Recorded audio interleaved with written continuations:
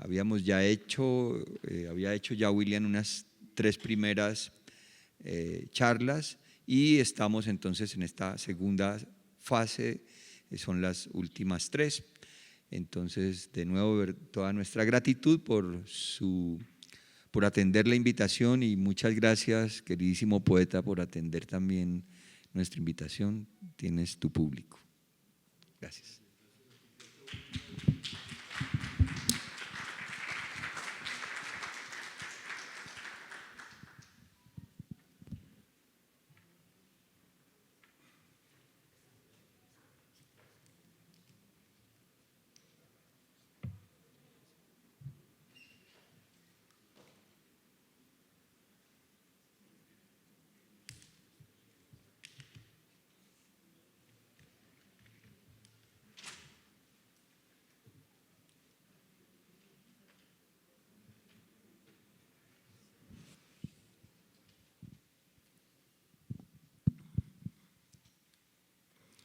Bueno, muchas gracias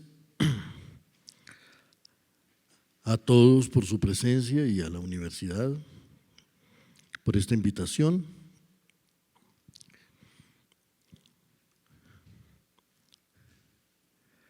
En la primera de estas jornadas hablaba yo de el modo como surgió a fines del siglo XIX el modernismo latinoamericano, ese movimiento literario que renovó la lengua castellana que había estado silenciada como lengua de creación durante mucho tiempo. Borges declaró alguna vez, lo dije aquí, que lo dijo con estas palabras: si me preguntaran de dónde proceden mis versos, diría que del modernismo, esa gran libertad que renovó las muchas literaturas cuyo instrumento común es el castellano y que llegó, por cierto, hasta España.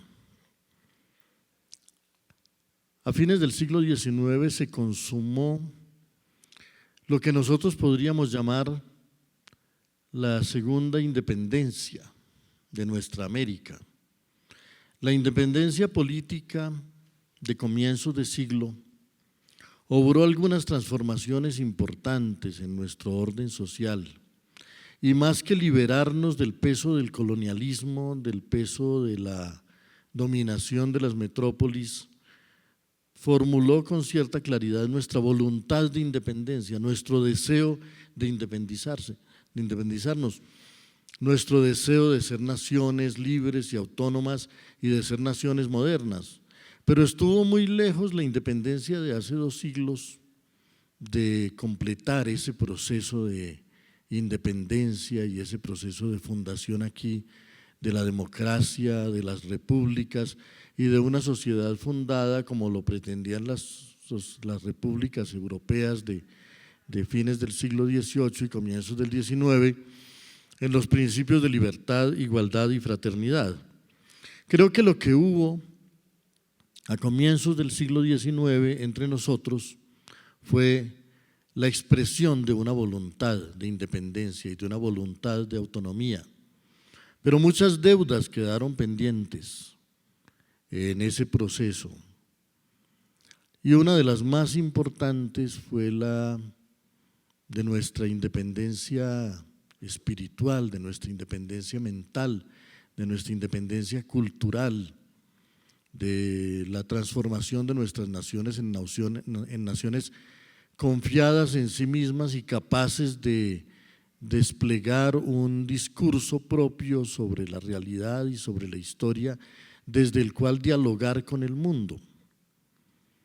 Ese modernismo de fines del siglo XIX complementó, realizó una de las tareas pendientes, nos dio autonomía espiritual, autonomía mental, nos permitió empezar a hablar la lengua castellana por fin como una lengua propia y no como un instrumento que nos habían dejado los enemigos.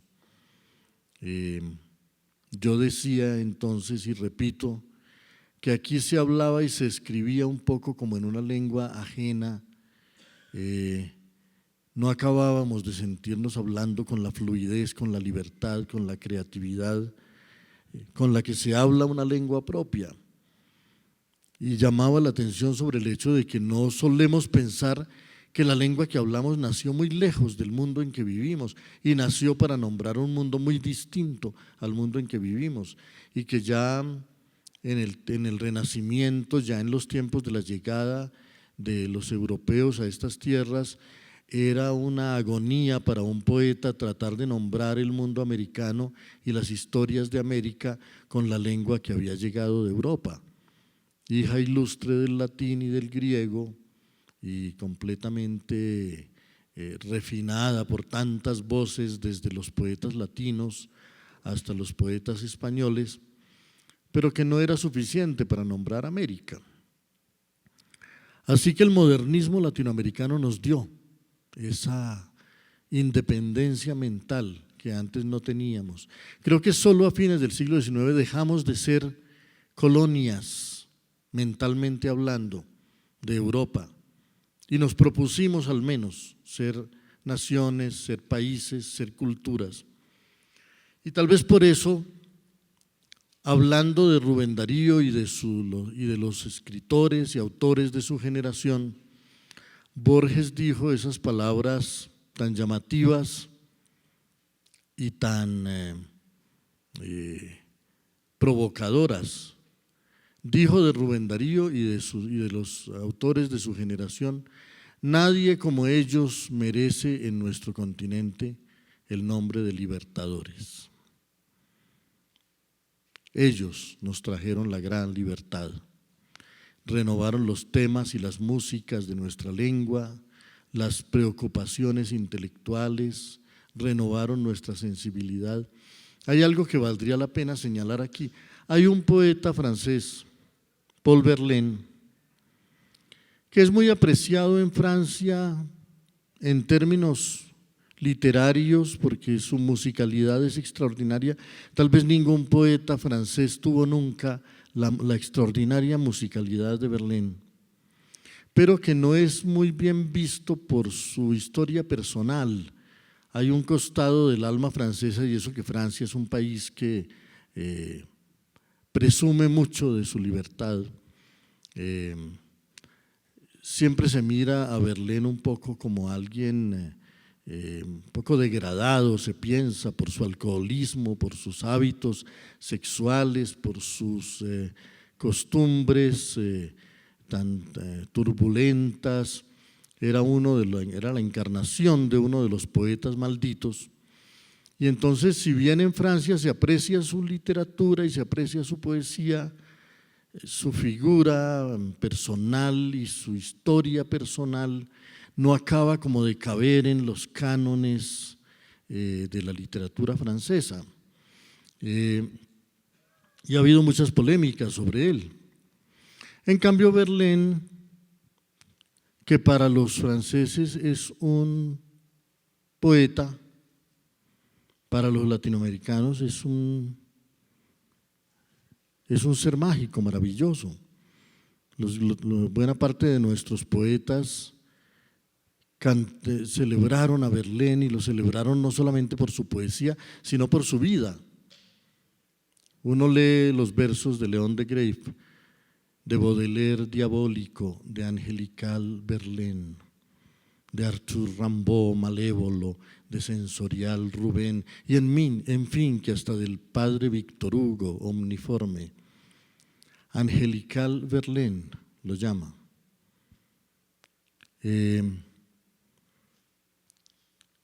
Borges, en su poema que ya he mencionado aquí, otro poema de los dones, por una de las muchas cosas de las que le agradece a la divinidad o al universo, es precisamente por ese poeta. Dice: por Verlaine, inocente como los pájaros. Y por supuesto, Rubén Darío, convirtió a Verlaine en como casi que su ídolo, su dios personal.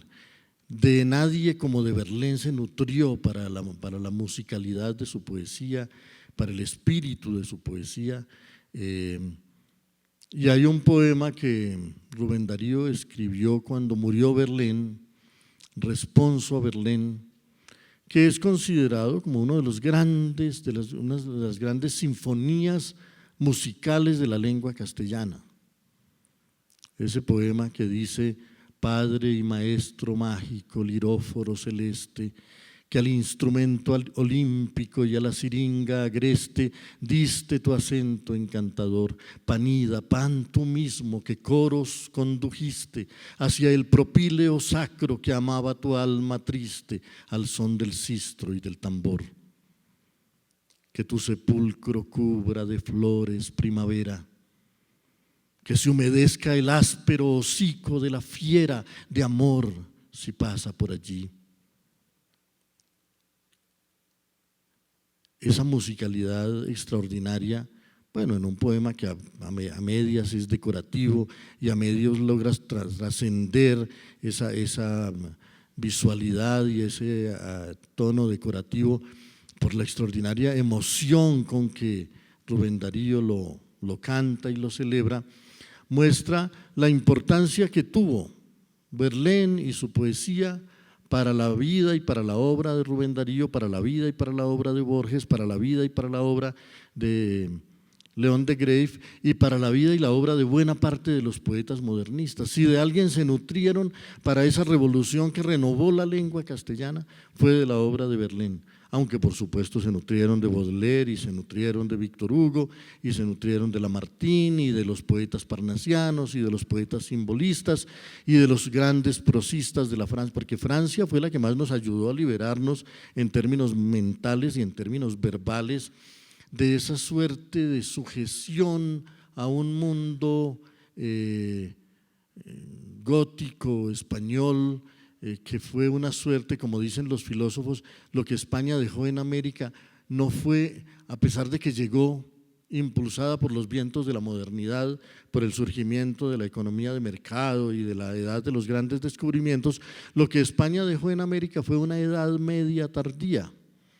Y nosotros sabemos que nuestro país se eternizó en esa edad media tardía y no sabemos si hemos salido de ella. Otros países de América han salido de esa edad media tardía porque tuvieron grandes reformas liberales. México tuvo una gran reforma liberal en el siglo XIX, Ecuador tuvo Eloy Alfaro a comienzos del siglo XX, cada uno de los países, Argentina con Roca e Irigoyen, hicieron grandes reformas liberales que también alcanzaron, por supuesto, el mundo intelectual y el debate público. Entonces, pero ese modernismo estaba obrando esa transformación y se nutrieron mucho de Francia y de la literatura francesa para eso. Y Verlaine, que como digo, para los franceses es un momento de la historia de la literatura francesa, para los latinoamericanos es algo más, es la fuente que inspiró nuestra gran libertad y nuestro gran renacimiento espiritual, porque Verlaine tenía todo lo que Latinoamérica estaba necesitando en ese momento a fines del siglo XIX: libertad, arbitrariedad, paganismo, impudicia, erotismo, una sensualidad desbordada y una suerte de arbitrariedad en el manejo de su conducta que rompía con todos los parámetros de una sociedad clerical anquilosada como era la sociedad latinoamericana, profundamente tiranizada por el clero, por los dueños de la tierra y por una sujeción a un modo de pensar indudablemente anterior a la Ilustración, y que no había, y ese orden mental no había logrado ser contrariado realmente y ser roto realmente por el movimiento de independencia.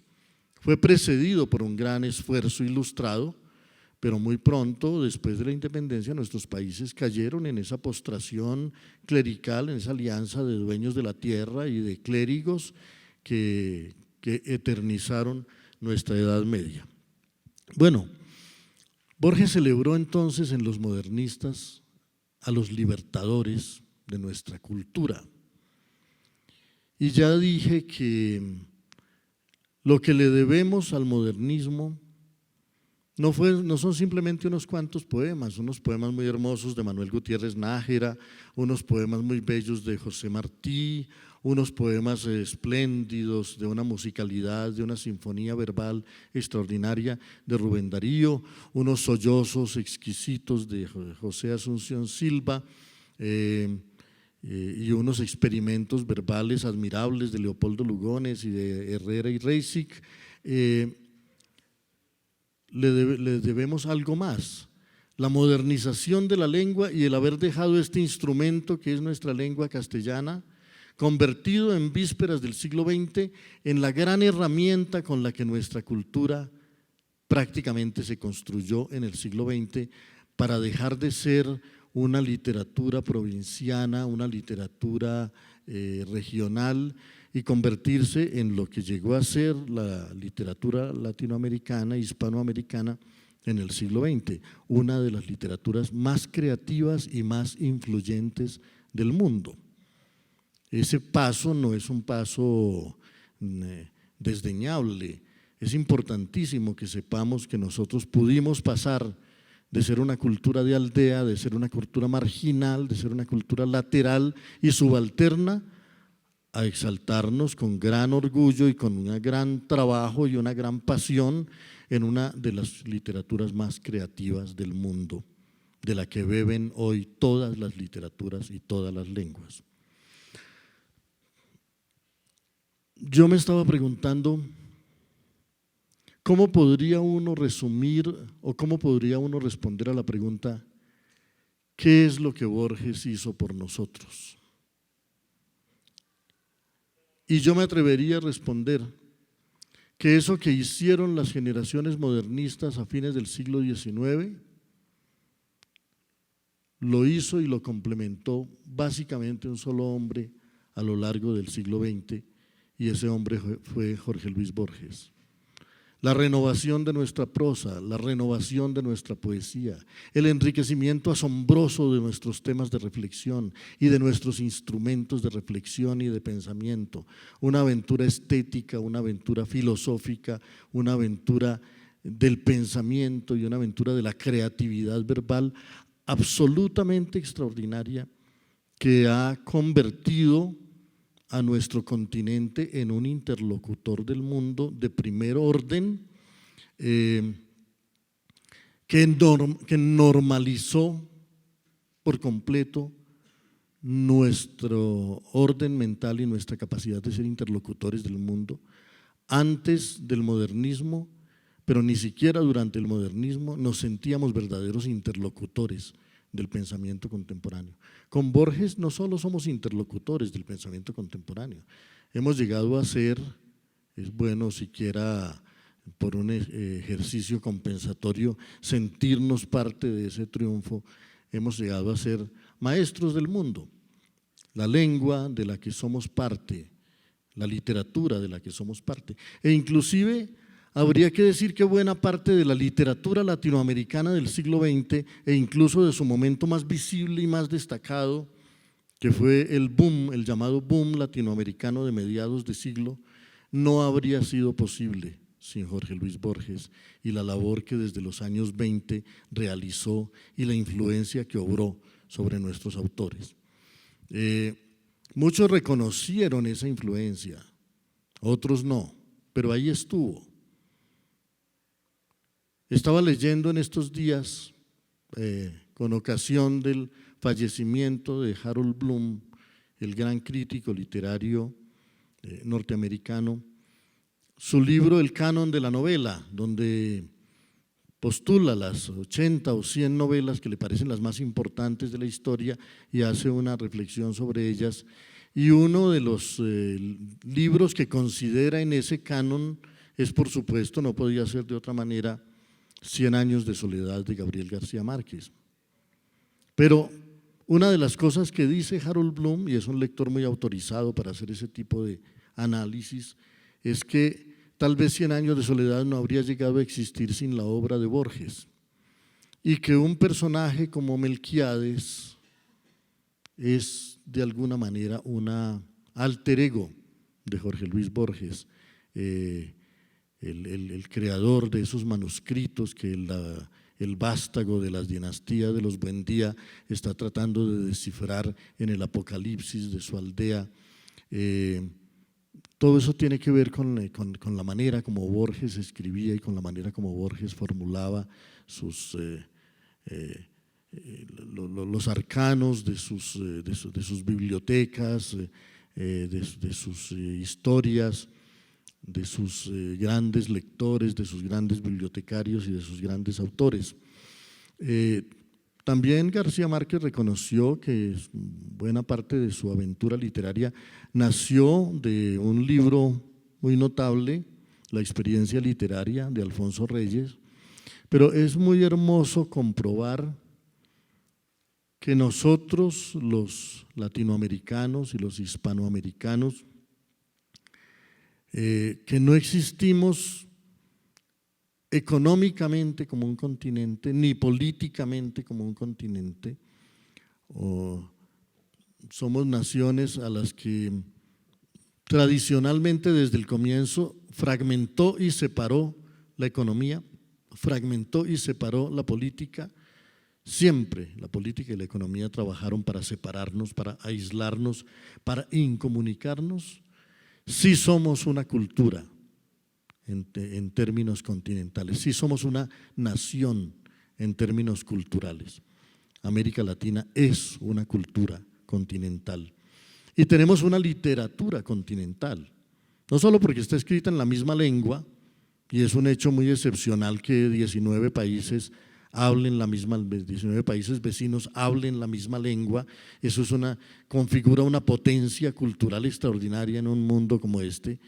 Y ya decía que solo existe otro caso en el que hay 20 naciones que hablan la misma lengua en el mundo, naciones vecinas, y es el caso del árabe, pero ellos solamente se entienden en la escritura. La lengua hablada modifica mucho el idioma y entonces no permite la comunicación, mientras que nosotros podemos hablar con personas de cualquier ámbito, de cualquier país, del ámbito de la lengua, sin dificultades. Y nuestra literatura difícilmente puede entenderse como una literatura nacional, porque creció nutriéndose, alimentándose recíprocamente. Y en los últimos tiempos sabemos que Borges no habría sido posible, Borges el argentino no habría sido posible sin Alfonso Reyes el mexicano, y Alfonso Reyes el mexicano no habría sido posible sin Rubén Darío el nicaragüense, y Rubén Darío el nicaragüense no habría sido posible sin tantos autores a los que leyó temprano, y por supuesto García Márquez a su vez no habría sido posible sin Borges. Entonces hemos construido una literatura continental y la sentimos como propia. Nosotros sentimos como propio a Julio Cortázar, a Mario Vargas Llosa, a Pablo Neruda, a José Martí, a Octavio Paz, a Carlos Fuentes. Todos son parte de nuestra literatura. Aquí es muy difícil separarnos en literaturas nacionales, porque las literaturas nacionales no difieren tanto, tienen singularidades valiosas, preciosas, pero no difieren tanto. Bueno, yo pienso que Borges hizo mucho, fue un continuador, como lo dije en una de las jornadas anteriores. No habría sido posible Borges sin un gran respeto por la tradición, sin un gran conocimiento de las literaturas previas, sin esa biblioteca de su padre en la que encontró y vivió como propias las grandes obras de la literatura inglesa y de la literatura española. Pero Borges fue un continuador muy audaz, la vida se lo permitió, su contacto con Europa, su nacimiento mismo en Buenos Aires, su relación entrañable y muy intensa con esas 4 lenguas, el español, el inglés, el francés y el alemán. También supo, por supuesto, latín, lo suficiente para leer la Eneida de Virgilio y hacer el comentario del que les hablé ayer sobre la traducción que Miguel Antonio Caro había hecho de la Eneida de Virgilio. Y entonces Borges es el más destacado de los autores latinoamericanos del último siglo y ha influido sobre muchos de ellos, pero hoy es considerado uno de los grandes autores del mundo, un autor con el que dialogan los escritores de todas las lenguas y de todas las culturas. Ese influjo de Borges se siente a veces de una manera visible en las obras. La famosa novela El nombre de la rosa de Humberto Eco tiene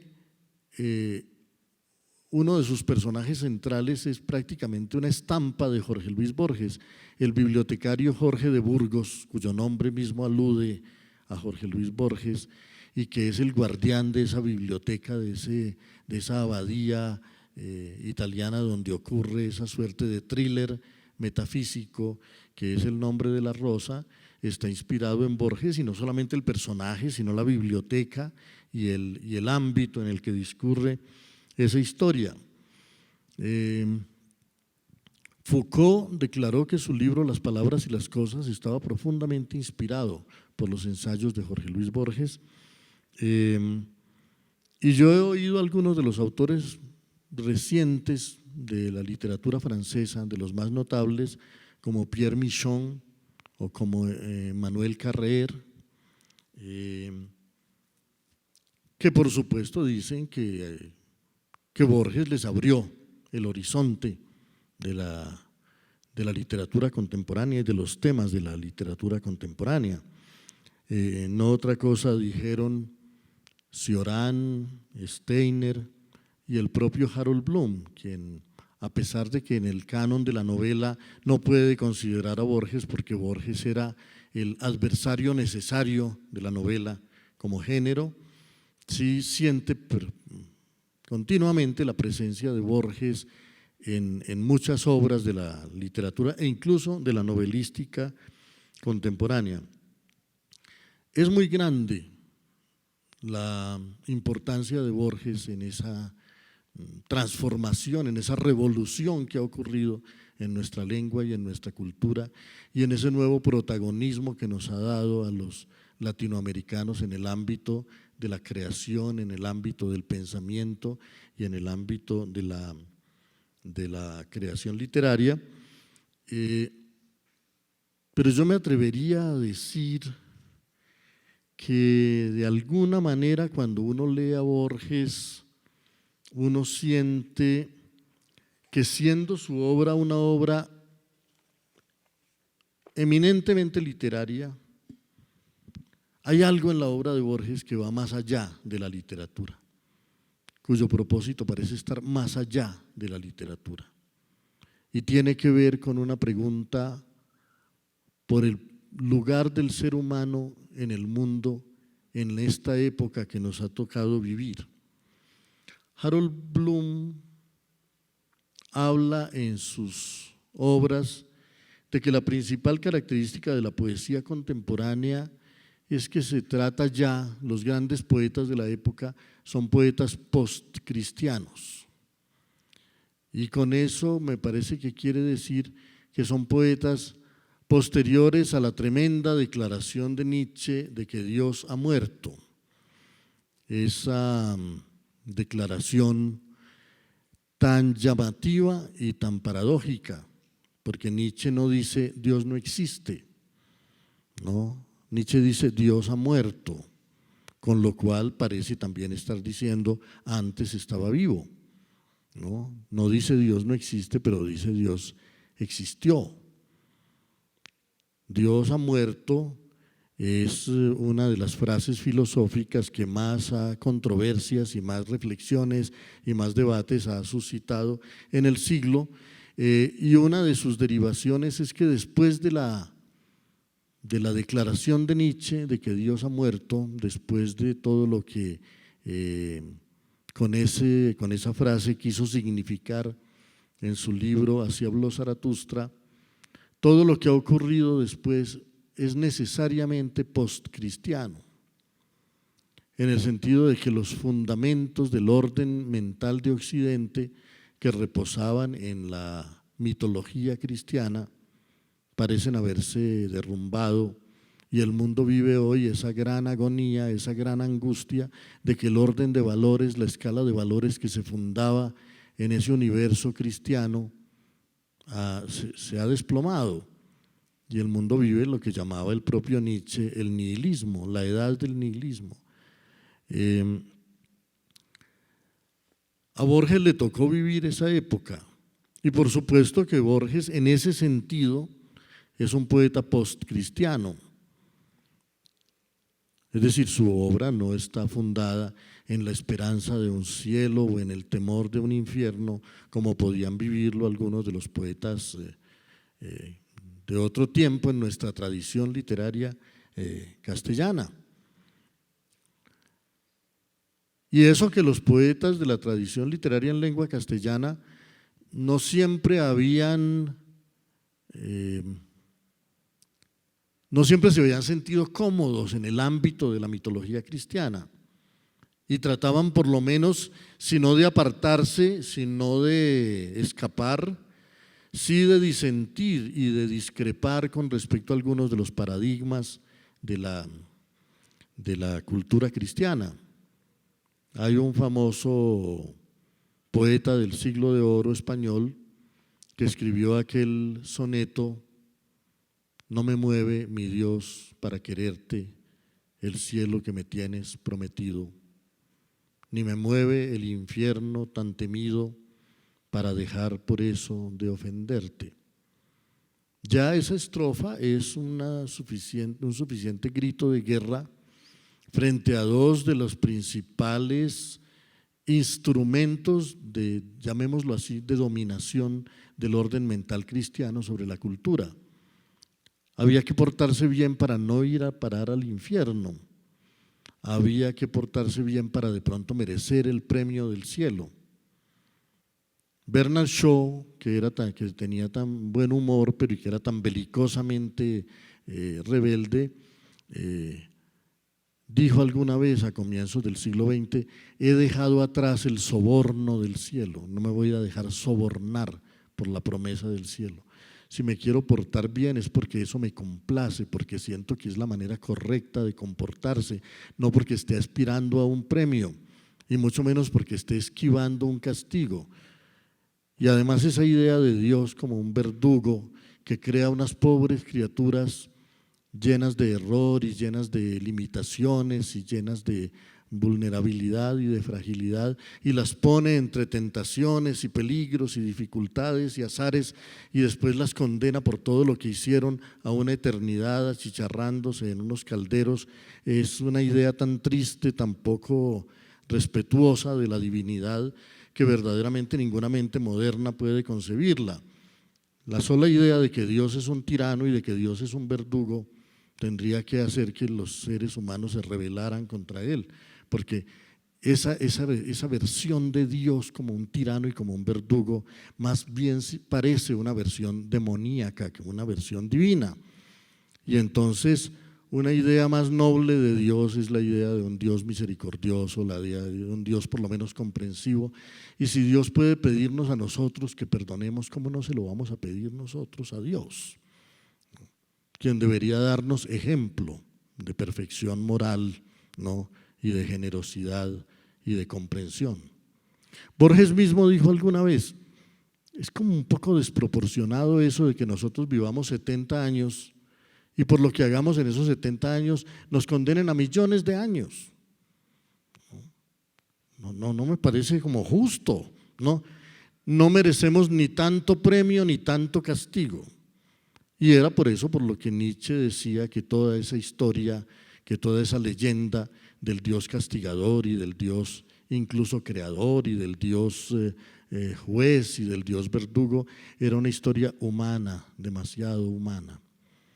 Le habíamos conferido a Dios todos nuestros atributos humanos y no éramos capaces de concebir un Dios más grande que nuestras limitaciones. Bueno, hay un poema muy hermoso y muy post-cristiano, para usar esa jerga de Harold Bloom, que se llama El Instante, un soneto de Borges que se llama El Instante, y que quiere superar esa idea de que vivimos para un premio o para un castigo, y sobre todo que siempre estamos postergando nuestra salvación y nuestra felicidad y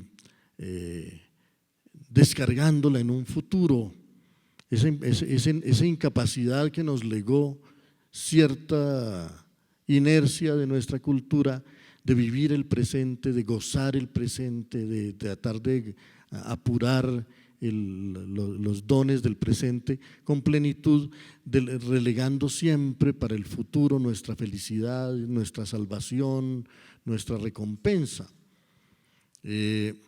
Ya Walt Whitman, que sin duda es un poeta postcristiano, ¿no?, lo decía: no hay más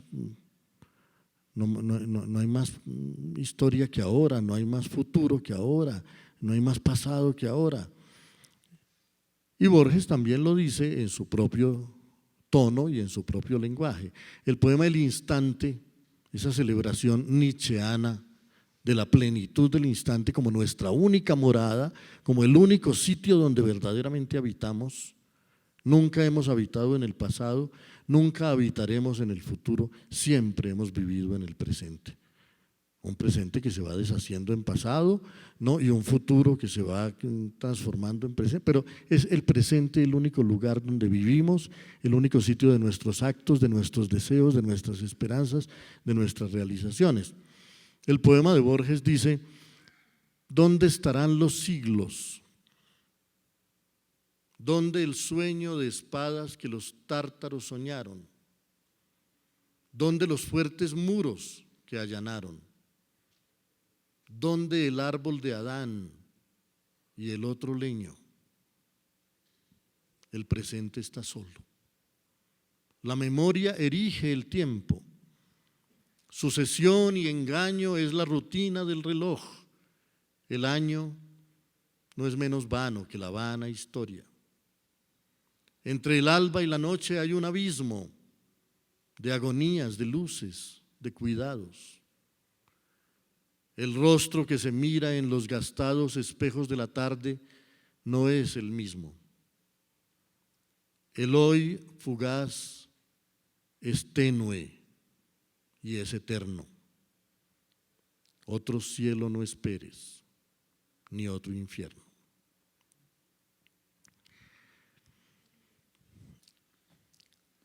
Claro, cuando uno está conmemorando los 120 años de Borges, del nacimiento de Borges y de la tremenda revolución que Borges obró sobre nuestra cultura, sobre los temas de nuestra cultura, sobre el debate público incluso, y sobre las preocupaciones de este mundo nuestro, vale la pena recordar algunas cosas que él mismo dijo. Por ejemplo,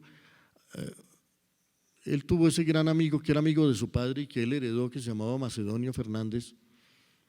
Y cuando Macedonio Fernández murió, a Borges le pidieron que dijera el discurso de despedida en el cementerio de Buenos Aires, que no sé si era la Recoleta, creo que sí. Y Borges pronunció un discurso sobre Macedonio muy singular, porque era un discurso de despedida y muy solemne, y en un cementerio donde se suelen decir cosas muy graves. Y lo que decía Borges era tan divertido, recordando a Macedonio, que la gente se moría de la risa, recordando las costumbres de Macedonio, las bromas de Macedonio, la gracia verbal que Macedonio tenía. Pero en algún momento Borges dijo en ese discurso: un poeta, un filósofo y un novelista mueren en Macedonio Fernández, y explicó por qué él pensaba que Macedonio había sido un poeta, había sido un filósofo y había sido un novelista. A mí, de las tres afirmaciones de Borges, la que más me llamó la atención es aquella por la cual él trata de demostrar que Macedonio era un filósofo. Dijo: Macedonio era un filósofo por esto. Nosotros solemos considerar un filósofo en términos solamente académicos, a alguien que conoce la historia de la filosofía, la sucesión de las escuelas y la bifurcación de las doctrinas. Pero Macedonio era un filósofo por otra razón, porque quería saber quiénes somos, si es que algo somos, y qué o quién es el universo. Hay cierta rebeldía antiacadémica en esa frase de Borges. Dice, no solamente para ser filósofo se necesita un título de filosofía o haber ido a una facultad de filosofía, sino tener unas preguntas y pasar la vida formulándoselas y tratando de encontrarles respuesta. Y eso no tiene que reunir títulos académicos ni requisitos, es una actitud, la filosofía es una actitud de la vida. Todo ser humano debería tener una actitud filosófica, porque aquí hay muchas cosas que preguntar y tal vez más importante que encontrar las respuestas es estar formulando las preguntas y saber que esos enigmas existen. Y casi siempre en la relación que establecía con esos seres que conocía o físicamente o en sus lecturas, él solía tener sus temas de admiración. Por ejemplo, Rafael Cansinos Asens, un escritor al que él conoció en España y que lo acompañó en unas tertulias literarias maravillosas que hacían cuando Borges era joven. Cansinos Asens es un personaje muy notable que tradujo al castellano la obra completa de Goethe del alemán, Las mil y una noches del árabe, la obra de Dostoyevsky, de Tolstoy, del ruso. Y Borges dijo alguna vez de él, muy bellamente, era un hombre que podía saludar las estrellas en 14 idiomas clásicos y modernos. Era un políglota extraordinario y en algún momento Borges veía en él la encarnación misma de la literatura y sentía casi una idolatría por ese ser, ese andaluz, Rafael Cansinos Asens, que sabía tantas cosas y que era capaz de descifrar el árabe y de traer a la lengua castellana todos los milagros de las mil y una noches. Pero curiosamente le encantaba no solamente ese costado erudito y esa labor literaria de Cansinos Asens, le encantaba que hubiera un hombre que era capaz de saludar a las estrellas en 14 idiomas clásicos y modernos, lo cual más que un rasgo literario es un rasgo humano, ¿no? Un ser un poco mágico que vive en el mundo utilizando esos idiomas para una cosa tan aparentemente inútil pero tan hermosa como saludar a las estrellas. Es ese costado por el cual Borges está siempre celebrando la condición poética del mundo. Hölderlin, un poeta al que él leyó mucho y sobre el que nunca escribió, dijo alguna vez, lleno de méritos está el ser humano, pero no por ellos, sino por la poesía hace de esta tierra su morada. Yo creo que Borges pensaba eso, pensaba que nosotros solo vivimos realmente en el mundo, no por toda la ciencia, no por toda la tecnología, no por toda la industria, no por todas las herramientas del progreso, sino por la poesía. Pero no creo que él considerara, y no creo que Hölderlin estuviera considerando la poesía cuando hablaba así de ella, solo como los versos que se escriben o como los poemas que alguien escribe. Es algo más profundo.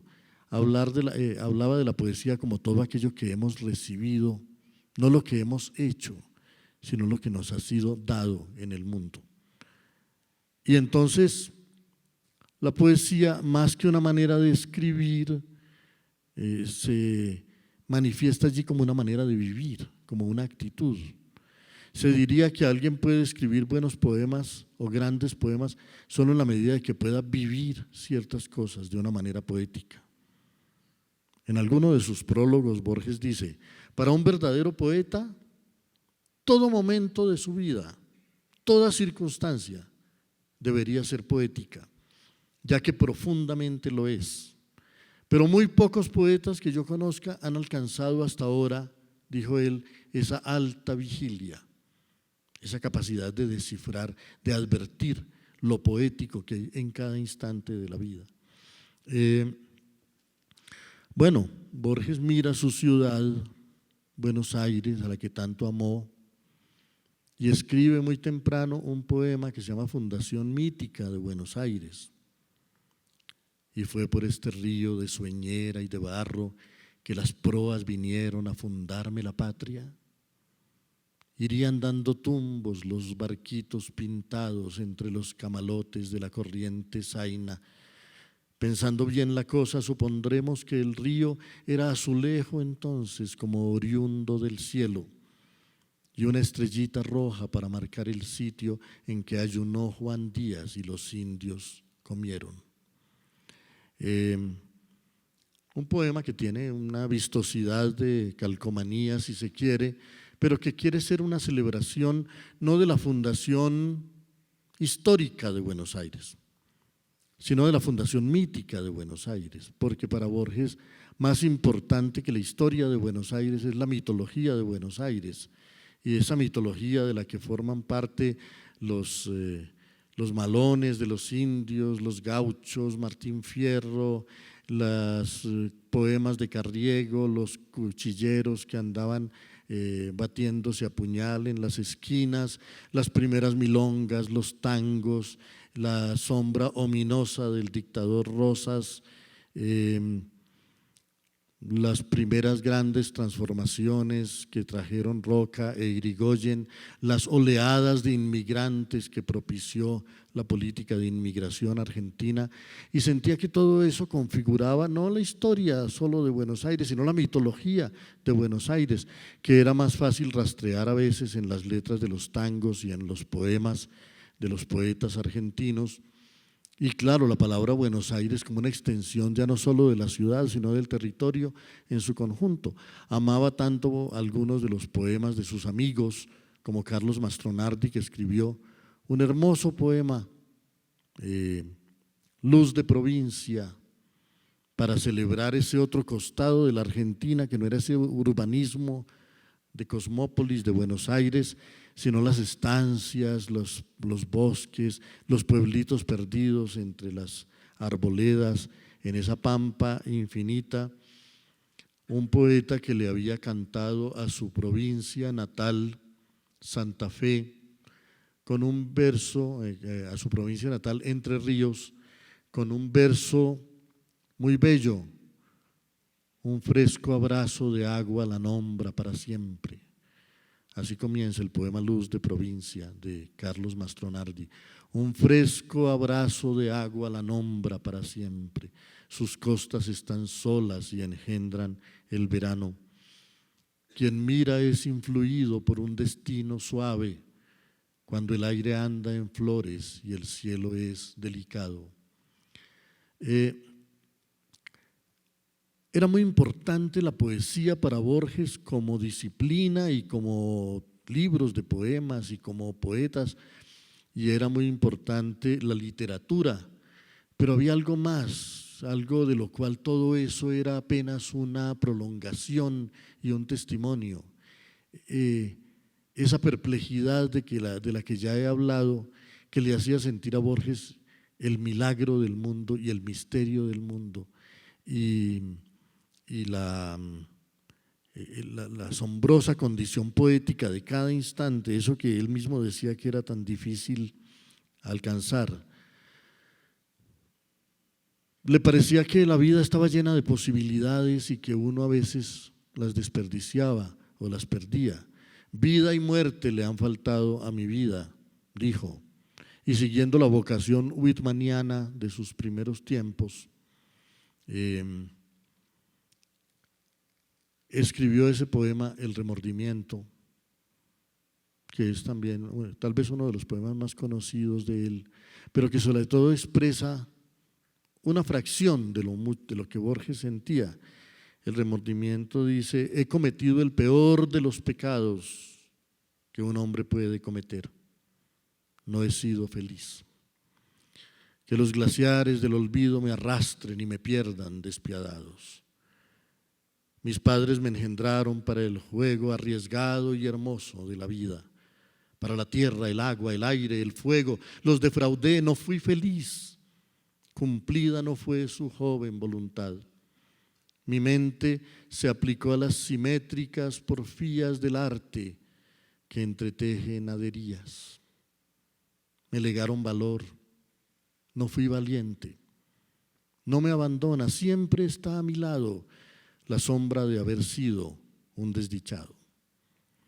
Afortunadamente ese poema es solo un momento de abatimiento en una vida profundamente valerosa y profundamente capaz de recibir el milagro del mundo, celebrar el milagro del mundo y no solo celebrarlo, sino admirarlo en su complejidad. Porque hay filosofías, hay religiones y hay ideologías que se complacen en tratar de simplificar el mundo, tratar de ver al mundo más simple de lo que es, tratar de desdeñar o de no atender a los muchos misterios y a los muchos milagros que la vida propone. Pero Borges es alguien a quien le encanta celebrar esa complejidad. Un día una amiga en Francia, una gran lectora, una amiga francesa, me dijo: yo tengo cierta dificultad para leer a Borges, porque es que los franceses queremos entender el mundo y queremos explicar el mundo, descifrarlo, y a Borges le gusta complicarlo, ¿no? Cada vez que yo leo a Borges el mundo me parece más complicado y yo quería que fuera más sencillo, y a mí me divirtió mucho porque en realidad Borges no le tenía miedo a la complejidad y no pretendía que por el hecho de que uno quiera simplificar el mundo se hace más simple. El mundo sigue siendo igualmente complejo, solo que uno le tiene miedo a esa complejidad o no se atreve con ella o considera que le va a dar problemas. Para Borges no, Borges encontraba motivo de celebración y de júbilo en advertir esa complejidad del mundo y en tratar de atraparla en sus obras. Y volvía siempre en él la pregunta: si el principal instrumento que yo como individuo tengo para entender el mundo y para descifrarlo, y si el principal instrumento que los pueblos, las culturas tienen para interpretar el mundo y para descifrarlo es el lenguaje, ¿sí será el lenguaje el instrumento verdaderamente hábil para eso? Ya formulaba yo ayer también esa pregunta que él siempre se hacía y le gustaba traer a cuento una frase muy hermosa de Chesterton,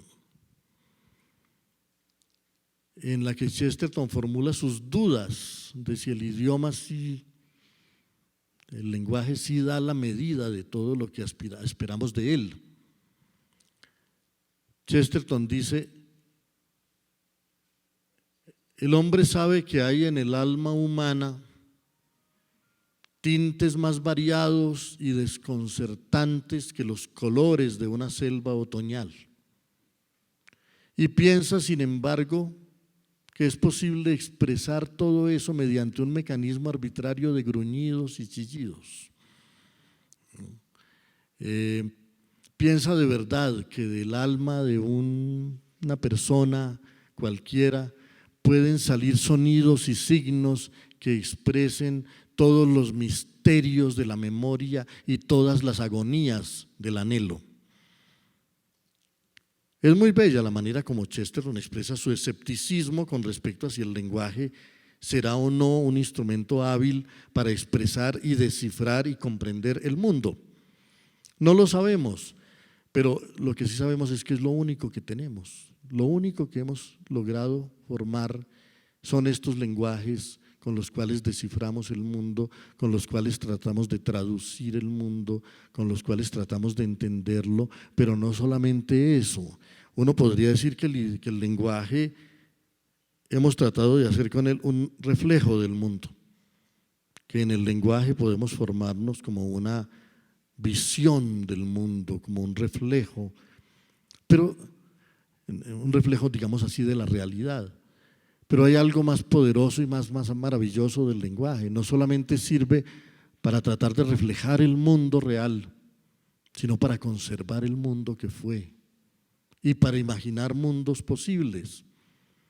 Es un gran elogio de la literatura el ver que el lenguaje no solamente sirve para retratar el mundo y traducirlo y descifrarlo, sino que también sirve y muy principalmente para conservar todo lo que fue. Troya fue sepultada 7 veces y cuando Schliemann llegó y encontró las ruinas de Troya, pues encontró allí unos trozos de muros y el plano de lo que había sido la gran ciudad. Y la gran ciudad estaba ya perdida y 7 Troyas yacían debajo de esa Troya que Schliemann encontró. Y entonces pudo decir Schliemann, viendo esas ruinas, pudo decir melancólicamente: la hemos perdido para siempre. Existió esa ciudad espléndida de las costas de Turquía que se enfrentó al mundo de los griegos en una época de la historia, pero la hemos perdido, ya no sabemos nada de Troya. Eso puede decir el arqueólogo. El lector de Homero no dice eso. El lector de Homero encuentra a Troya intacta. Las torres, los templos, las costumbres, los seres que la habitaban, los amores, los odios, las pasiones, el poder, la venganza, los dioses en los que Troya creía. Y leer la Ilíada es milagrosamente volver a ver a Troya no solo viva, sino muriendo, consumiéndose en las llamas de ese incendio pavoroso y viviendo esa guerra terrible. Qué milagro que el lenguaje sea capaz de conservar no fragmentos y no ruinas, sino el esplendor de los mundos que fueron. Que uno lea la declinación y caída del Imperio Romano, los 7 volúmenes de la Decline and Fall del Imperio Romano de Edward Gibbon, y uno pueda asistir minuciosamente a la historia del esplendor de Roma y de su caída año tras año y década tras década y siglo tras siglo. Qué cosa tan maravillosa que el lenguaje sea capaz de darnos todo eso y que nosotros, por la verosimilitud y el rigor con que nos lo cuentan, podamos creer que eso no es una invención y una fábula de quien lo está narrando, sino que nos está permitiendo ver los siglos y ver a Septimio Severo con sus legiones invadiendo el norte de Italia y ver a esas legiones acampando sobre Roma en esos conflictos que se daban entre los césares, ver esa novela maravillosa, como Borges la llamó, ¿no? Una novela que abarca los 5 siglos de la caída de Roma. Qué hermoso que el lenguaje sea capaz de guardar también el pasado y no solo de reflejar el presente. Y qué hermoso sea también que el lenguaje también sirva para darle forma a nuestros sueños, a nuestras imaginaciones, a nuestras fantasías, a los futuros que soñamos, que en el lenguaje y en las obras del lenguaje no quepan solo Plutarco y Suetonio y Gibbon y los historiadores y los retóricos y los sofistas y los diálogos de Platón y las obras de Aristóteles y la Suma Teológica de Santo Tomás de Aquino, sino que también quepan en ella los hechos fantásticos, los sueños de las 1001 noches, los genios, las lámparas mágicas, las alfombras voladoras y los ángeles de la tradición cristiana y los genios de la tradición musulmana y las divinidades infinitas, los millones de dioses del Indostán. Qué prodigio que el lenguaje conserve todo eso. Y qué maravilloso es que Borges no quiera simplificar todo eso y decir aquí no hay nada, la historia no significa nada, el mundo no vale la pena, sino que diga qué complejo es todo y qué admirable es todo y qué bello es mirarlo hasta donde nos sea posible en el breve tiempo que nos fue dado en detalle. está presente entonces en la obra de él siempre esa reflexión sobre qué tanto puede verdaderamente el lenguaje atrapar el mundo y cómo sin embargo el lenguaje sigue siendo el más rico, el más admirable de los instrumentos que haya creado nuestra cultura, hasta el punto de ser, como dicen algunos filósofos contemporáneos, la única realidad del ser humano, el lenguaje. Y obras como el Aleph, como la Biblioteca de Babel, como Tlön, Uqbar, Orbis Tertius, son esas tentativas que Borges hace por ver hasta dónde da el lenguaje en su proceso de inventar el mundo, de retratar el mundo, de atrapar el mundo. Hay un libro muy bello y muy recomendable que se llama Mimesis, de Erich Auerbach, que rastrea los distintos recursos que ha inventado la literatura para capturar el mundo, para narrar el mundo. Desde Homero hasta Virginia Woolf, capítulo tras capítulo, Erich Auerbach va encontrando los distintos recursos que la literatura encontró para atrapar y narrar el mundo, y es muy hermosa la manera como Auerbach hace ese rastreo. Borges despliega algunos de esos recursos en sus obras, en el Aleph, en la Biblioteca de Babel, en el Zair, en las ruinas circulares, en La muerte y la brújula, en esa obra tan hermosa que se llama El espejo y la máscara, un cuento muy breve y que resume mucho esa pregunta de Borges por el lenguaje. No sé si lo tendré aquí, pero les voy a leer, si lo encuentro, ese breve texto que se llama El espejo y la máscara.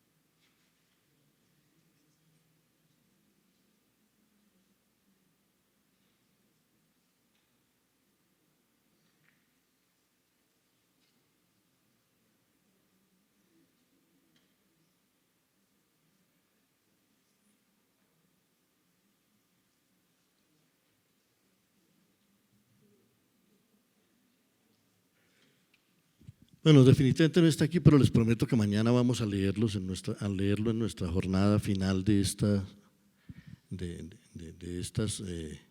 reflexiones sobre Borges, porque es un texto que vale la pena leer. No quisiera recordarlo fragmentariamente, porque es condensa muy bien algunas o muchas de las preocupaciones de Borges sobre el lenguaje y sobre la literatura fantástica. Y también leeremos otro texto, es que ambos están en la poesía de Borges, en los libros de poesía de Borges, que es un poema sobre el mapa de Inglaterra. Bueno, Borges dice que hay una gran leyenda bíblica, o que más bien toda la Biblia parece fundarse en un mito, que es el mito de la caída. Vivimos alguna vez en el paraíso, pero nuestro error, nuestro pecado nos hizo perder el paraíso y fuimos arrojados al mundo, expulsados de esa plenitud, de esa perfección, de esa felicidad que era el paraíso primitivo. Borges le da muchas vueltas a esa idea de la caída y a esa idea del paraíso. Le llamaba mucho la atención que Milton hubiera hecho una obra sobre el tema del paraíso perdido. Alguna vez dijo que vivimos hablando del paraíso perdido, pero que no hay más paraísos que los paraísos perdidos, que nadie ha vivido nunca en el paraíso, sino que todo se vuelve paradisíaco cuando se lo pierde. Pero otro día dijo algo más interesante todavía. Dijo, en realidad, sí ocurrió la caída. Sí ocurrió la caída. Pero la caída no consistió en que perdiéramos el paraíso. En realidad estamos en el paraíso. La caída consistió en que olvidamos que estábamos en el paraíso o no sabemos que estamos en el paraíso. Esa pérdida y ese olvido, que tiene mucho que ver con una, llamémosla tesis, aunque la palabra tesis no es justa, con la afirmación que hay en los versos de Hölderlin de que en realidad si los dioses se retiraron del mundo, si lo divino se retiró del mundo, eso no se debe a una decisión de los dioses, sino a nuestro olvido. Basta que nosotros olvidemos lo divino y lo divino desaparece del mundo. Basta que nosotros recordemos lo divino y lo divino reaparece en el mundo. Y lo divino es eso que va más allá de las apariencias rutinarias del mundo, lo que le da al mundo su relieve, su esplendor, su preciosidad, y que tiene tanto que ver con la fugacidad, con el hecho de que estamos aquí por tan poco tiempo, que este es un milagro inexplicable que a lo mejor no se repetirá y que entonces solo nos fue dado ver por unas cuantas tardes.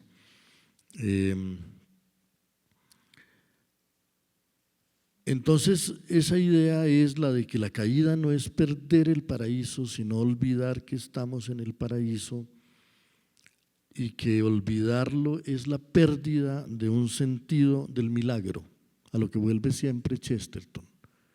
El mundo es un milagro. Es demasiado evidente que el mundo es un milagro, pero hay algo en nosotros que se esfuerza por hacer que no nos demos cuenta de que ese milagro existe. Basta tratar de ver dónde estamos realmente. ¿Qué es esto? Este caldo de galaxias en el que estamos, en el que brotamos de repente y del que al parecer nos iremos, al que un día llegamos y del que un día nos iremos, y que le hizo decir a Borges en ese poema que dijimos ayer y que podemos repetir hoy, el suicida, las últimas palabras que pronuncia el suicida: no quedará en la noche una estrella, no quedará la noche. Moriré y conmigo la suma del intolerable universo. De un solo golpe borraré las pirámides, las medallas, los atardeceres y las caras. Haré polvo la historia, polvo el polvo. Estoy mirando el último crepúsculo, oigo el último pájaro. Dejo la nada a nadie. Es el tremendismo de ese poema con el cual Borges subraya la idea central del empirismo de Berkeley, de que el universo solo existe si lo percibimos y que si no lo estamos percibiendo, pues no tenemos ninguna prueba de que exista más allá de nuestra percepción. Y sin embargo, como Borges no es un dogmático, puede perfectamente decir, eso es una posibilidad, la posibilidad de que nuestra existencia sea, como decía el poema de Jules Laforgue, es un solo día entre dos nadas, o como lo decía él con con un rizo un poco más patético: el hombre es solo un día de horror entre dos nadas. Existe esa posibilidad, pero Borges igual cree que existen otras posibilidades. Una de ellas, la de una sentencia que vio un viajero en las puertas de un castillo hace siglos, una sentencia muy misteriosa y que Diderot recogió en uno de sus libros, que dice: ya estabas aquí antes de entrar y cuando salgas no sabrás que te quedas. Esa es otra versión posible de nuestra presencia en el mundo. Una es: aparecimos un día y con nosotros apareció el universo, y un día desaparecemos y desaparece el universo con nosotros, y el hombre fue solo un día entre dos nadas. La otra, que formula esa frase de Diderot que le gustaba tanto a Schopenhauer y sobre la que Schopenhauer teje variaciones en el mundo como voluntad y como representación, que dice: ya estabas aquí antes de entrar y cuando salgas no sabrás que te quedas. Un montón de cosas que nos configuran de una manera personal y entrañable: nuestra lengua, nuestra familia, nuestras costumbres, esas cosas que nos gusta desayunar, esas cosas que forman parte de nuestra gastronomía, unos paisajes que han llegado a ser nuestra vida, unas regiones, unos lugares, unas músicas, esas cosas que llegan a configurarnos hasta que decimos: yo soy esas cosas, yo soy esa sinfonía, yo soy ese bambuco, yo soy ese tango que tanto he amado y que perderé cuando me muera, ¿no? Yo soy esos paisajes, yo soy esos árboles, yo soy esos ríos, yo soy estos seres familiares que me rodean, estos seres que he amado. Tantas cosas que llegan a configurarnos, esta lengua, esta religión, este pensamiento, estas ideas, estas memorias, estas leyendas, esas cosas que han llegado a configurarnos tan profundamente hasta que llegan a confundirse con nuestro yo o a configurar nuestro yo, muchas de ellas ya estaban aquí antes de que llegáramos. O sea, una parte considerable de lo que somos ya estaba aquí. La lengua castellana estaba aquí antes de que nosotros apareciéramos, la religión, los paisajes, las gentes, la familia misma. No habríamos sido posibles nosotros sin esa familia. Qué hermoso que nos digan: ya estabas aquí antes de entrar. Y después de que nos vayamos, en nuestros hijos, en nuestras obras, en nuestros recuerdos, en nuestras memorias, seguirá esa lengua, seguirán esas creencias, seguirán esas leyendas. Nuestra propia existencia personal podrá perdurar en la memoria de otros. O sea que cuando nos vayamos, de alguna manera nos quedaremos. Ya estabas aquí antes de entrar y cuando salgas no sabrás que te quedas. Es otra versión que tampoco podemos afirmar que sea la correcta, pero es otra manera posible de mirar el misterio de nuestra existencia. Y con respecto a todo eso y al sentido milagroso del mundo, pues generalmente lo que decía Kant era eso: llamamos Dios al surtidor de esa idea del milagro del mundo. El milagro, por ejemplo, de la gratuidad del mundo, porque originalmente aquí todo era gratuito. Ahora no, se ha ido volviendo cada vez más caro y cada vez tiene más dueños y cada vez nos toca más pagar por estar en el mundo, pero esa aventura del pagar también está cumpliendo una función misteriosa en el proceso de degradar el mundo y de destruir el mundo. Pero originalmente podemos decir que el agua era gratuita y que muchas cosas de la vida eran gratuitas, estaban ahí y estaban ahí para todos. Ahora crecemos en una civilización en la cual nada es gratuito y si no tenemos con qué pagarlo, podemos no tenerlo, podemos no poder disfrutarlo. Pero la verdad es que muchísimas cosas siguen siendo gratuitas, la gratuidad del mundo sigue siendo grande. Todavía no nos cobran por el aire, aunque seguramente un día nos cobrarán. Todavía no nos cobran por las estrellas, por ver el cielo estrellado, por ver la luna llena. Todavía no nos cobran por ver el mar, por ver los ríos, aunque los ríos están cada vez más degradados. Pero todavía la gratuidad del mundo es enorme, a pesar de que haya fuerzas tratando. ¿No? Un amigo mío decía que un día veremos pasar las nubes con código de barras, ¿no? Y es verdad, hay una conspiración contra la gratuidad del mundo y contra la idea de que todos merecemos todo, y de que todo es un milagro y de que el mundo no puede ser una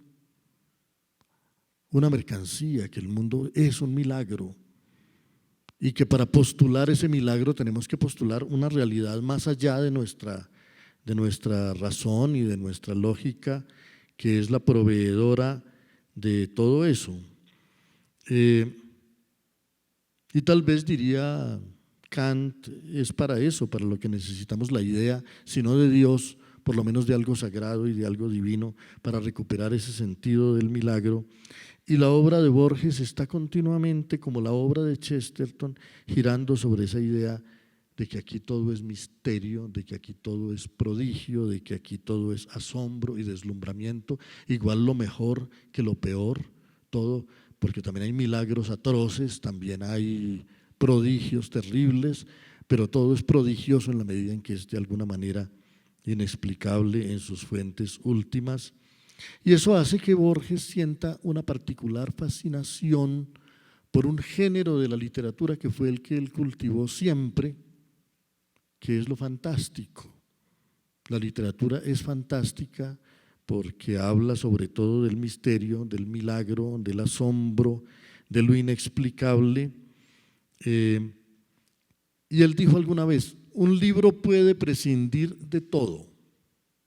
Un libro puede carecer de todo menos de encanto. Un libro es bueno si es encantador.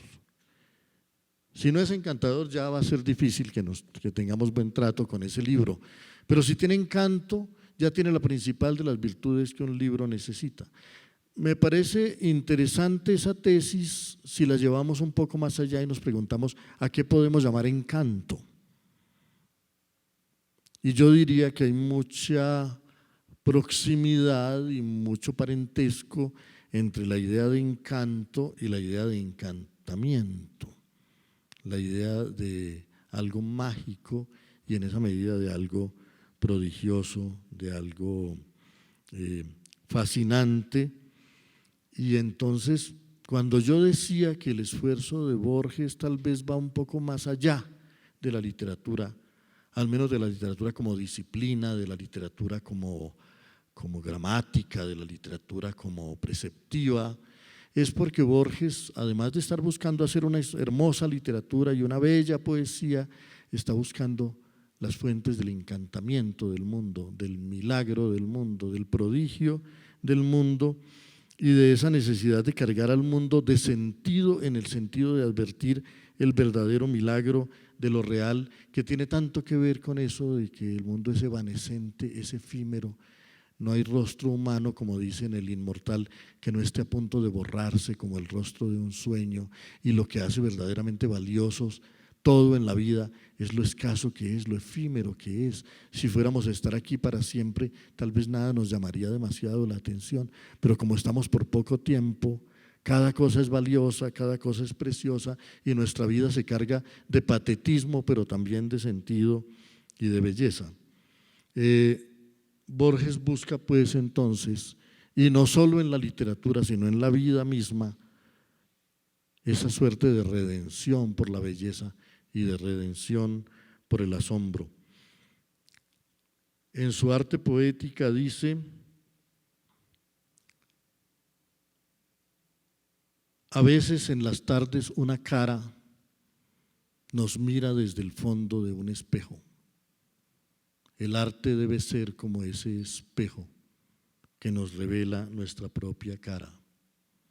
Cuentan que Ulises, harto de prodigios, lloró de amor al divisar su Ítaca, verde y humilde. El arte es esa Ítaca, de verde eternidad, no de prodigios.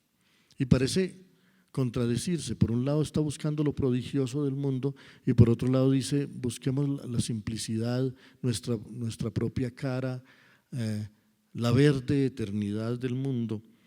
Pero es porque en el fondo de toda la obra de Borges y de toda la obra fantástica de Borges está esa sensación de que lo verdaderamente prodigioso, el verdadero milagro es lo real. Como lo dice en su poema, en uno de sus poemas de amor más bellos, y con esto voy a concluir para que alcancemos siquiera a hablar 10 minuticos a conversar, que ustedes tengan la oportunidad de decirme, eso no sirve todo lo que usted dijo, hablemos de otra cosa. Pero para concluir, quiero decir ese poema de amor, en el que él quiere contrastar con una de las tradiciones más antiguas de la lengua castellana, es que la lengua castellana siempre fue una suerte de miércoles de ceniza, recordándonos siempre que vamos a morir, que como decía Quevedo, de la vida nadie me responde, aquí de los antaños que he vivido, la fortuna mis tiempos ha mordido, las horas mi locura las esconde, que sin poder saber cómo ni a dónde la salud y la edad se hayan huido, falta la vida, asiste lo vivido y no hay calamidad que no me ronde, ayer se fue, mañana no ha llegado, hoy se está yendo sin parar un punto, soy un fue y un será y un es, cansado, en el hoy y mañana y ayer junto pañales y mortaja y he quedado presentes sucesiones de difunto. Entonces Borges dice siempre la lengua castellana y la poesía en lengua castellana nos está hablando de la muerte y del duelo y entonces él decide hacer un poema en el que dice no, yo no estoy de acuerdo con eso, o por lo menos en este momento no quiero estar de acuerdo con eso y quiero decir que aunque la muerte existe y aunque todo eso, a mí me ha ocurrido algo y ese algo es muy hermoso y ese algo no será contaminado ni siquiera por mi muerte. Entonces escribe ese poema que dice, torne en mi boca el verso castellano a decir lo que siempre está diciendo, desde el latín de Séneca, el horrendo dictamen de que todo es del gusano. Torne a cantar la pálida ceniza, los fastos de la muerte y la victoria de esa reina retórica que pisa los estandartes de la vana gloria. No así. Lo que mi barro ha bendecido, no lo voy a negar como un cobarde. Sé que una cosa no hay, es el olvido. Sé que en la eternidad perdura y arde lo mucho y lo precioso que he perdido. Esa fragua, esa luna y esa tarde. Lo verdaderamente fantástico para él es descubrir que la vida es real. Muchas gracias.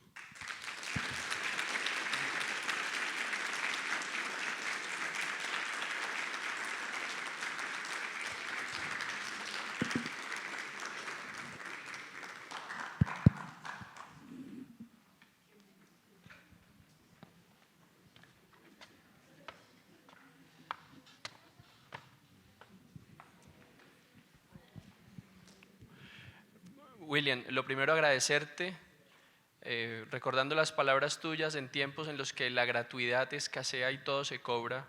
Gracias por este espacio que se abre en la universidad y por lo que tan sabiamente nos compartes.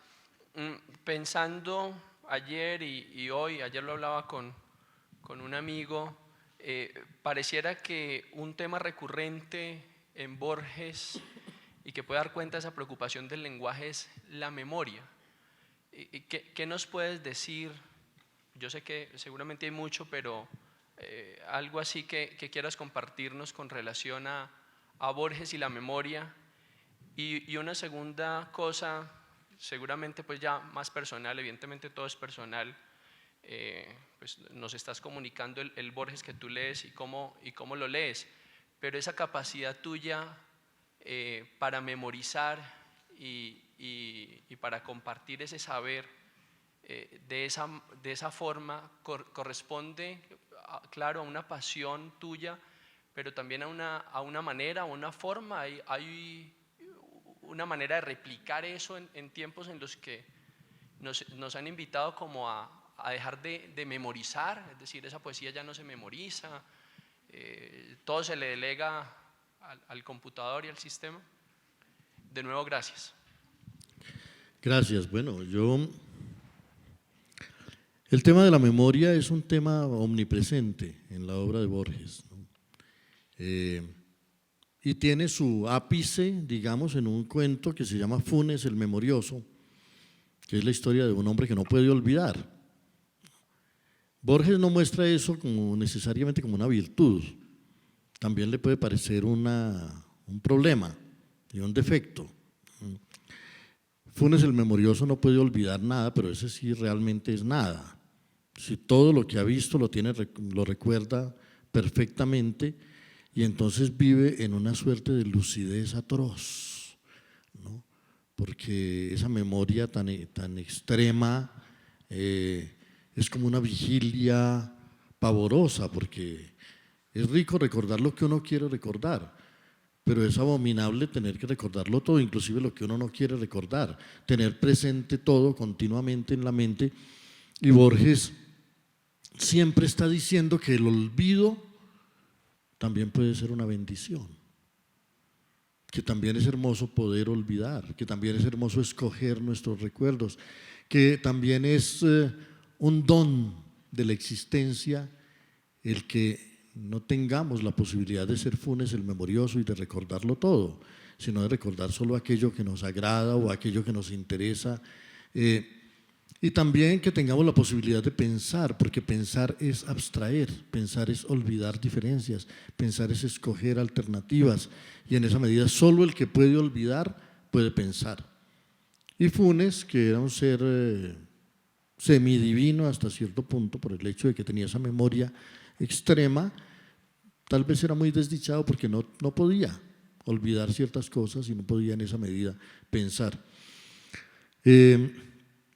Borges dice que a veces vivimos momentos tan difíciles y situaciones tan dolorosas y tan extremas que es piadoso que nos socorra el olvido y que todas esas cosas terribles. Y la verdad es que, salvo casos un poco más patológicos, nos gusta más recordar lo agradable de nuestra vida que lo desagradable. Nos gusta más recordar los momentos felices que los momentos desdichados, y solo por momentos nos gusta recordar, si no la desdicha, por lo menos una cierta tristeza, porque pues una de las condiciones de cierto goce humano es lo que podríamos llamar la melancolía, a la que Víctor Hugo llamaba la felicidad de estar triste. Entonces sí, de muchas maneras distintas Borges celebra la memoria, pero también celebra el olvido. Él mismo tenía muy buena memoria, aunque por supuesto, como suele pasar en el caso de quienes tenemos como comercio intenso con los libros y con los versos, nuestra memoria suele ser principalmente verbal, ¿no?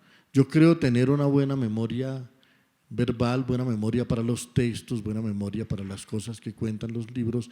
No creo tener una memoria tan privilegiada para los hechos, para las personas, para los acontecimientos, y a veces oigo a personas narrar momentos de sus vidas con una riqueza de detalles y con una abundancia de circunstancias que yo envidio, porque yo no tengo una memoria tan rica en ese sentido, de manera que también hay formas distintas de la memoria.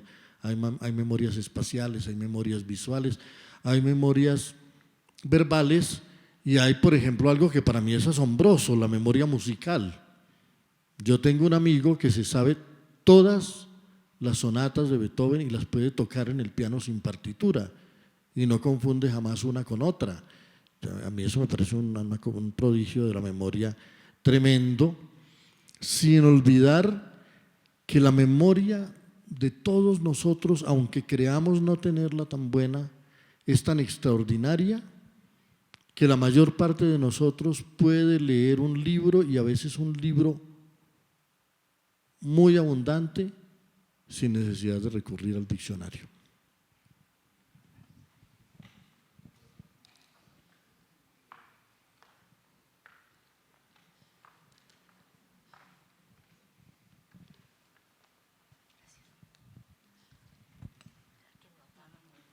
Maestro, es que a mí me parece asombroso que usted hable de la influencia de Verlaine, porque si algo extraño en los textos de Borges es esa impudicia que usted decía, ese erotismo, esa sensualidad. La extraño mucho en los textos de Borges. Y algo que sí me encanta en Borges es su fascinación por el destino, ese destino griego, eso es una cosa maravillosa. Gracias. Gracias, sí. Borges no heredó mucho de ese costado orgiástico de la poesía verleniana.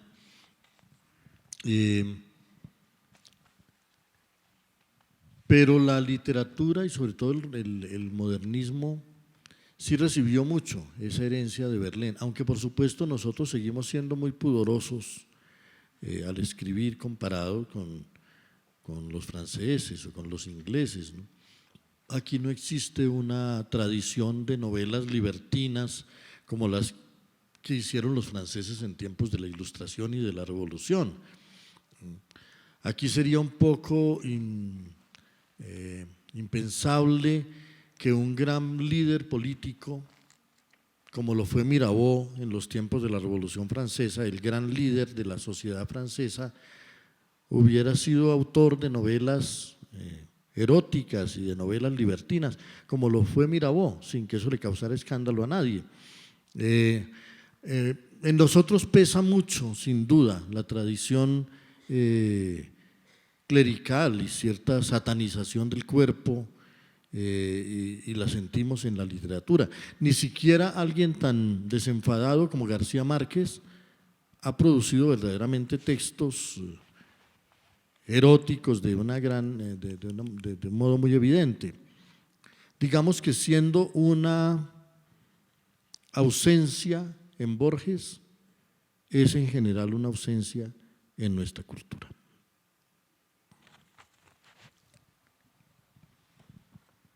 Bueno, me tocó hacer una pregunta, pero antes voy a hacer una breve introducción. Casi que te la había anunciado, pero empiezo por denominar frente a este auditorio maestro William, y conste que es la primera vez que te llamo así, y lo hago con mucha modestia y mucha sinceridad. Y de alguna manera, si a Macedonio le decía Borges filósofo, pues reconozco en ti un profundo filósofo.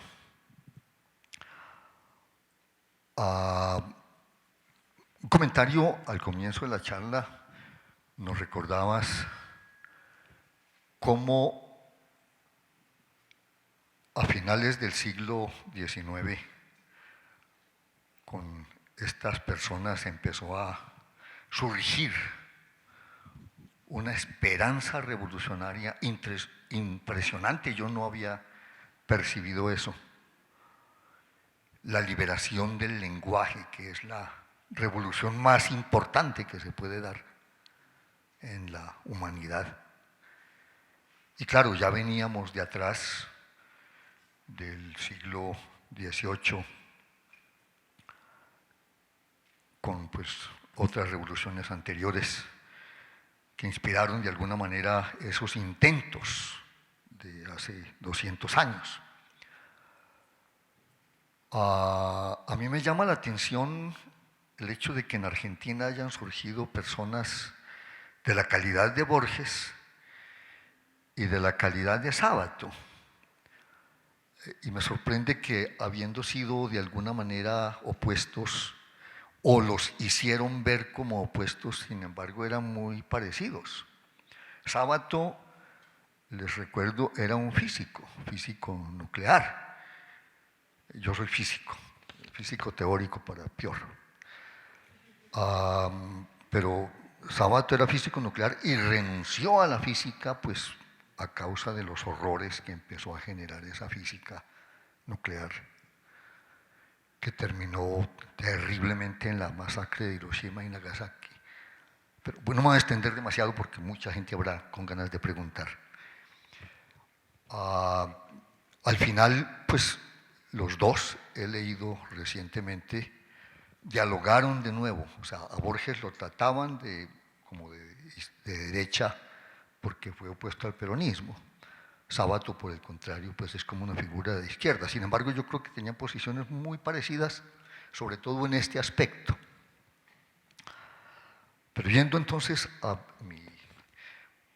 mi punto de partida, ya de hecho había sugerido esa pregunta hace un rato.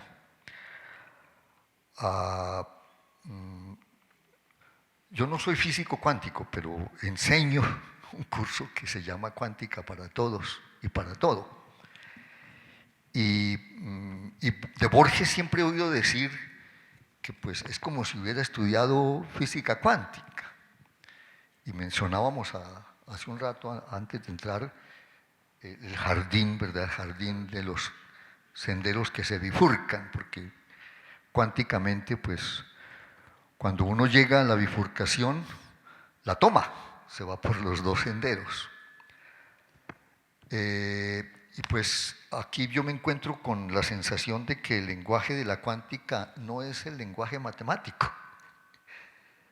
El lenguaje de la cuántica es ese lenguaje que nos ofrece Borges precisamente con una imaginación grandiosa, con la idea de no dejarse deslumbrar por la sorpresa, más bien aceptar esas sorpresas y disfrutarlas.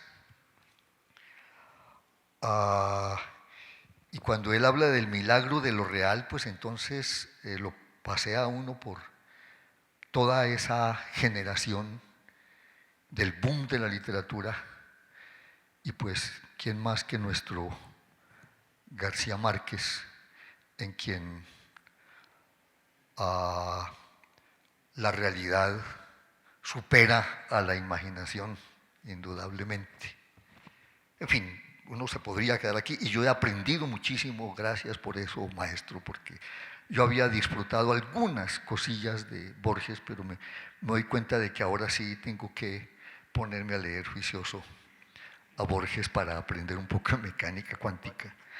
Y pues no sé, me gustaría si nos comentas algo alrededor de estas maravillas que nos ofrece Borges y que yo veo también que tenemos que buscar en la ciencia misma, que se inspiró en Newton por el determinismo mecanicista, pero que ya nos tiene verdaderamente hastiados con ese mecanicismo, con ese determinismo, y dejar entonces muchas cosas abiertas y tal vez descubrir lo que vale la pena vivir gracias a la gratuidad que hemos perdido, que recuperemos esa gratuidad cuando no nos dejemos engañar más. En fin, no más un comentario si quieres, porque hay mucha gente deseosa de hablar. Bueno, por supuesto que yo no sabría decir absolutamente nada de la cuántica, pero sí podría decir que a Borges lo apasionaron desde muy temprano, no solamente los elegantes problemas de la matemática y del álgebra, a la que llamó en el poema de los dones, cuando está agradeciendo por las cosas del mundo, agradece por el álgebra y dice, por el álgebra, palacio de precisos cristales. Así la define. Lo fascinaron esos enigmas que, como dijo alguna vez, no sin vanidad llamamos metafísica, ¿no? Y desde muy temprano lo asombró y lo inquietó la formulación de las aporías eleáticas que su padre le enseñó sobre un tablero de ajedrez, en particular el célebre certamen de Aquiles y la tortuga, a través del cual la filosofía griega clásica demostró la imposibilidad del movimiento. Las aporías de Zenón demuestran que el movimiento es imposible, demuestran de una manera irrefutable que el movimiento es imposible, que para que el espacio es infinitamente subdivisible, nos dicen, y para que la flecha alcance el blanco, primero tiene que recorrer la mitad de esa distancia. Y para recorrer la mitad de esa distancia, primero tiene que recorrer la mitad de esa mitad. Y antes tendría que recorrer la mitad de esa mitad. Y antes tendría que recorrer la mitad de esa mitad. Y siempre le quedará faltando una mitad. O sea, no llegará nunca al blanco porque el espacio es infinitamente subdivisible. Y llevamos 25 siglos tratando de superar las aporías de Zenón de Elea y ningún filósofo y ningún matemático y ningún científico ha podido refutar esa refutación del movimiento que Zenón de Elea hizo entonces. Con la misma lógica con la que se habla de la infinita subdivisibilidad del espacio, se podría hablar de ese tema que Borges formula en el Jardín de los senderos que se bifurcan, de que en una acción determinada en algún momento se puede dividir en dos partes, una parte en la que el hecho ocurre y otra parte en la que el hecho no ocurre. Un hombre va a cometer un crimen y se dice, hay dos historias del universo, una historia en la que yo cometo el crimen y otra historia en la que no lo cometo, como el tema del gato encerrado en la casa, en la caja, ¿no? Que no sabemos si está vivo o muerto hasta el momento en que abrimos la caja, y antes de que abramos la caja el gato está a la vez vivo y muerto, y solo cuando abramos la caja sabremos si el gato murió o está vivo. Pero la pregunta que uno se haría es, ¿en qué momento se puede dar esa bifurcación del tiempo? Y ahí se plantea un problema muy grave, porque cada instante podría bifurcarse, no el instante de los grandes hechos, de si cometí el crimen o no cometí el crimen, también el instante en que cogí la pistola o no la cogí, plantearía una bifurcación. Es más, el instante en que saqué la mano para coger la pistola ya plantearía una bifurcación, y entonces la imposibilidad del movimiento que formuló Zenón de Elea hace 25 siglos plantearía aquí la imposibilidad de la bifurcación misma, ¿no? En este otro ejemplo.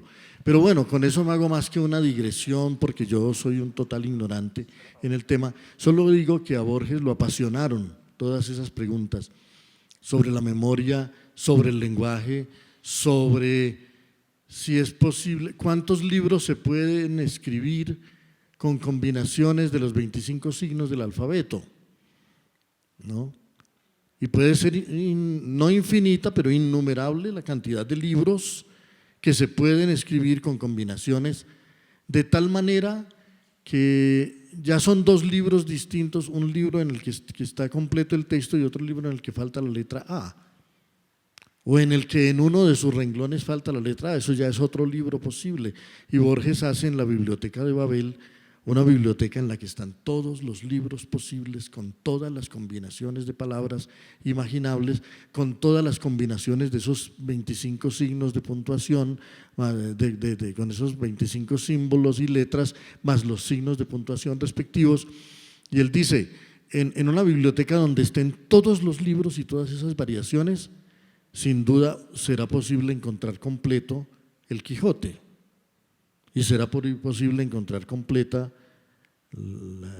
la Divina Comedia, y será posible encontrar completa el discurso del método o la fenomenología del espíritu, y se encontrarán miles de versiones incompletas o fragmentarias